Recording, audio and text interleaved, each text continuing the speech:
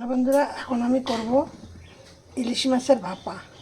এর মধ্যে দেওয়া আছে সর্ষে বাটা, পোস্ত বাটা, কিছুটা দই বাটা, আর দিচ্ছি কিছুটা তেল, আর লঙ্কা দিয়েছি 6-7টা, আর হলুদ দিয়েছি একদম কম, কারণ এখন কিন্তু পোস্ত আর দেওয়া আছে বলে, দই দেওয়া আছে বলে হলুদটা কিন্তু খুব কম দিতে হবে, বেশি হলে স্বাদ হবে না খেতে।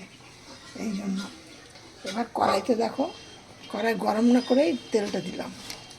ঠিক আছে, এবার এর মধ্যে আমি মাছগুলোকে সব দিয়ে দেবো।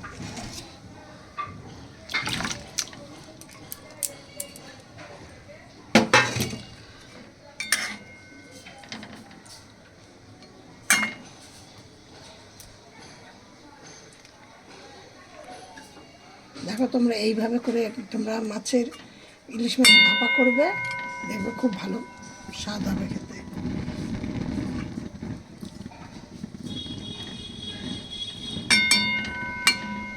মাছটা খুব একটা বড় না, একদম সামান্য, এই 400-450 দিনের মাছ।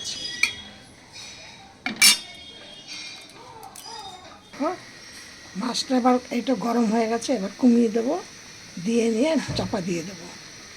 দেখেছো কেমন তেল তেল, কত সুন্দর কালারটা এসছে।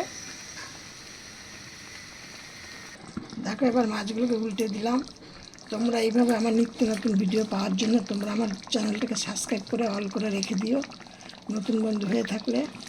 আর সবার ভিডিওটি দেখে সবার মধ্যে একটা করে সাবস্ক্রাইব করে পাশের বেলটি বাজিয়ে অল করে রেখে দিও। আর ভিডিওটি দেখে সবার মধ্যে বন্ধু বান্ধব এর মধ্যে একটুখানি শেয়ার করে দিও। আমার ভিডিওটি কিন্তু একদম নতুন, তোমরা খুব সুন্দর এইভাবে করে দেখো, ভালো টেস্টফুল হবে, গরম ভাতের সাথে দারুণ খেতে লাগবে। ঢাকাটা খুলে দিয়েছি, মাছটা উল্টিয়ে দিলাম, আর 2-4 মিনিট হবে। হ্যালো বন্ধুরা, এবার দেখো এর মধ্যে একটুখানি কাঁচা তেল দিয়ে দেব, দিয়ে এবার এটা আরেকটুখানি ফুটবে, এবার আবার চাপা দিয়ে দেবো, দিয়ে নামিয়ে দেবো। এবার মাছটা আমার হয়ে গেছে, মাছটা এবার আমি নামাবো।